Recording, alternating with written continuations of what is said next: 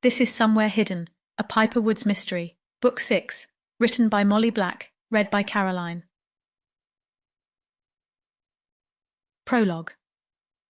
Candace Whitaker closed her eyes, but she could not shut out the sound of the shovel hitting the moist forest soil as the man continued to dig.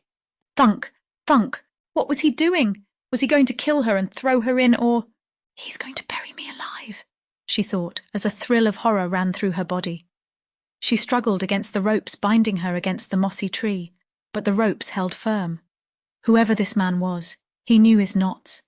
It seemed almost inconceivable that just 1 hour ago, Candace had been exploring the serenity of an old, forgotten trail, the green canopy above filtering sunlight into a warm, dappled glow. Her hiking boots crunched upon the scattered leaves as she moved forward, content amongst the whispers of the ancient trees and the aromatic scent of pine.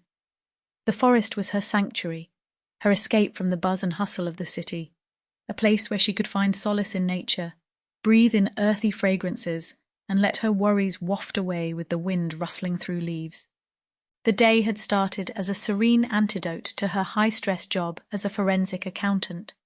The morning dew still clung to the blades of grass underfoot, and the forest air was crisp with the scent of damp earth and rotting leaves. The only sound was the distant hoot of an owl and the rustle of small animals in the undergrowth. Candace had felt a sense of peace, her heart beating in sync with the rhythm of nature around her. But the serenity of the morning was shattered when a sudden rustle behind her caught her attention. Her heart pounded in her chest as she turned around slowly, eyes wide in alarm. She was met with the unsettling stare of a bearded man who seemed to materialize out of the shadows of the forest. His eyes, dark and inscrutable, bored into her with an intensity that made her skin crawl and her breath hitch. "Who are you?" she asked, her voice quivering. The man, however, did not answer. Instead, he pulled out a knife. "If you run," he said, "I will cut you." Despite the warning, Candace darted away, hoping to lose herself in the forest. But her legs were fatigued from her long hike, and besides that, the man was quick, rushing toward her like a snake and grabbing one of her legs.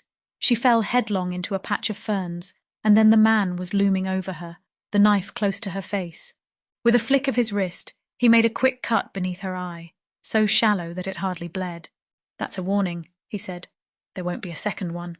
He pulled her to her feet, then gestured toward the woods. "Move."